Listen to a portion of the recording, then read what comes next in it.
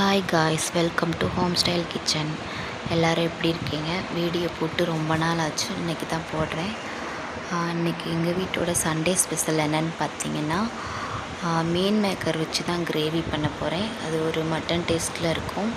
அது எப்படி பண்ணலாங்கிறத பார்க்கலாம். அதுக்கு ஃபஸ்ட்டு நான் மீன் மேக்கரை நல்லா வேக வச்சு 2ஆக கட் பண்ணி எடுத்து வச்சுருக்கேன். அப்புறமா ஒரு 3 சின்ன உருளைக்கிழங்கு எடுத்து கட் பண்ணி வச்சுருக்கேன்.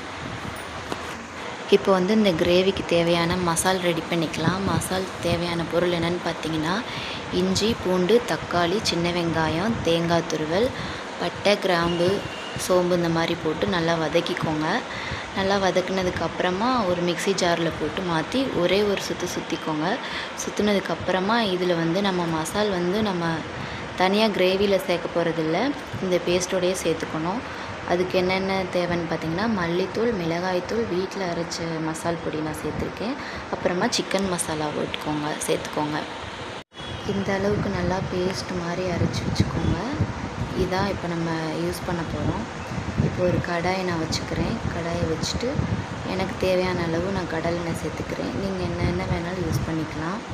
கடலெண்ணெய் சேர்த்துக்கிறேன். எண்ணெய் காயவும் கடுகு, சீரகம், கருவேப்பிலை 3 போட்டுக்கலாம். போட்டு நல்லா வதக்கி விட்டுருங்க. நம்ம சேனலில் வீடியோ போட்டு ரொம்ப நாள் ஆச்சு. வீடியோ போடுறதுக்கு எனக்கு டைமே இல்லை. இனிமேல் எனக்கு டைம் கிடைக்கும் போது நான் கண்டிப்பாக வீடியோ போடுறேன். வீடியோவும் நான் தான் எடுத்துகிட்ருக்கேன், குக்கிங் நான் தான் பண்ணிகிட்ருக்கேன். அதனால் வீடியோ கொஞ்சம் அப்படி இப்படி தான் வரும் காய்ஸ், கொஞ்சம் அட்ஜஸ்ட் பண்ணிக்கோங்க. இப்போ இது நல்லா அந்த பேஸ்ட் எடுத்து போட்டுறணும். இப்போ நம்ம அரைச்சி வச்சுருக்கோம் இல்லையா, அந்த பேஸ்ட் எடுத்து இந்த ஆயில்லையே போட்டு நல்லா இதையும் நல்லா கொதிக்க விட்டுருங்க. நல்லா அந்த மாதிரி எண்ணெய் பிரிஞ்சு தனியாக வருது பார்த்திங்களா, இந்த மாதிரி வரணும்.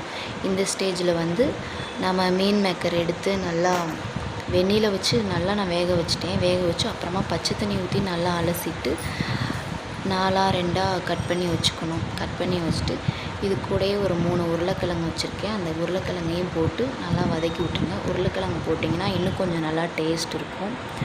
தொளி எடுத்து தான் போடணும். நானும் அவசரமாக லன்ச் பண்ணிகிட்ருக்கேன், அதனால் அப்படியே நான் தொளியோடு போட்டு நல்லா வாஷ் பண்ணி போட்டுக்கோங்க. இது எல்லாமே போட்டு நல்லா கிண்டி விட்டுருங்க. நல்லா அந்த மாதிரி கிளறி விட்டு பிடிக்காத அளவு பார்த்துக்கோங்க. அடுப்பை சிம்மில் வச்சுக்கோங்க. அப்புறமா நம்ம கிரேவிக்கு தேவையான அளவு தண்ணி சேர்த்துக்கலாம். இந்த மிக்ஸி ஜாரை கழுவி நான் தண்ணி எடுத்து வச்சுருக்கிறேன். நீங்கள் கிரேவி மாதிரி வேணும்னா தண்ணி கம்மியாக சேர்த்துக்கலாம். கொஞ்சம் குழம்பு மாதிரி தண்ணியாக வேணும்னா தண்ணி அதுக்கேற்ற மாதிரி பார்த்து சேர்த்துக்கோங்க. இப்போ நான் எங்களுக்கு கொஞ்சம் கிரேவி மாதிரி தான் வேணும். ஏன்னா நாங்கள் ரசம் வச்சுருக்கேன் சாப்பாடுக்கு. ரசத்துக்கு நான் அந்த கிரேவி வச்சு தான் இன்றைக்கி சாப்பிட போகிறோம். அப்புறமா தேவையான அளவு உப்பு பார்த்து போட்டுக்கோங்க. அப்புறம் நல்லா கிளறி விட்டுருங்க. நல்லா வேகணும். நல்லா ஒரு கொதி வந்ததுக்கப்புறமா எனக்கு காரம் கம்மியாக இருந்தது, அதனால் நான் வீட்டில் வச்சுருந்த மசாலா எடுத்து நான் போட்டுக்கிறேன். வீட்டில் தனியாக மசாலா எப்பயுமே அரைச்சி வச்சுருப்போம், அதையும் எடுத்து நான் சேர்த்துக்கிறேன் இதில். இப்போ நல்லா கொதி வந்துருச்சு பாருங்கள். உருளைக்கிழங்குலாம் கூட நல்லா வெந்து வருது. இந்த மாதிரி வரும். நல்லா வெந்து வந்துருச்சு. இப்போமே 3/4 பதம் வந்துருச்சு. இப்போ நான் அந்த பக்கம் ரசமும் சாப்பாடும் செஞ்சிட்ருக்கேன். இன்றைக்கி இதுதான் எங்களோட லன்ச்சு. சண்டே ஸ்பெஷல் எங்கள் வீட்டில் இது தான். உங்கள் வீட்டில் என்ன லன்ச்சுங்கிறத கண்டிப்பாக கமெண்ட்ஸில் சொல்லுங்கள். உப்பு இருக்கான்னு நான் செக் பண்ணிக்கிறேன். உப்பு இருக்கான்னு செக் பண்ணி பார்த்துட்டு நீங்களும் போட்டுக்கலாம். எனக்கு உப்பு எல்லாமே கரெக்டாக இருந்தது. கரெக்டாக பார்த்து அளவு பார்த்து போட்டுக்கோங்க.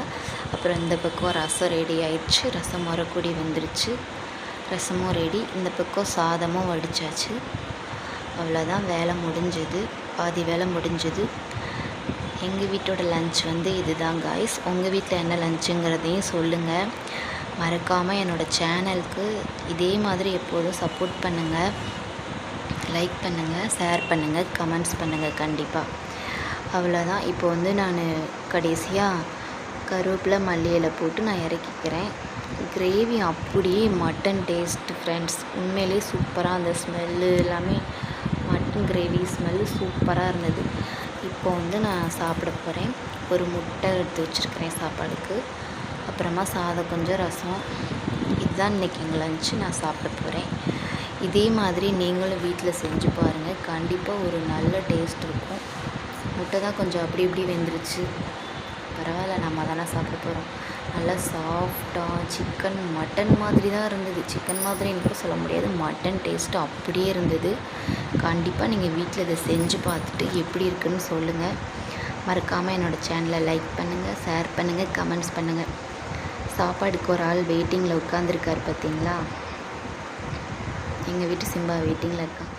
ஓகே பாய், அடுத்த வீடியோவில் பார்க்கலாம்.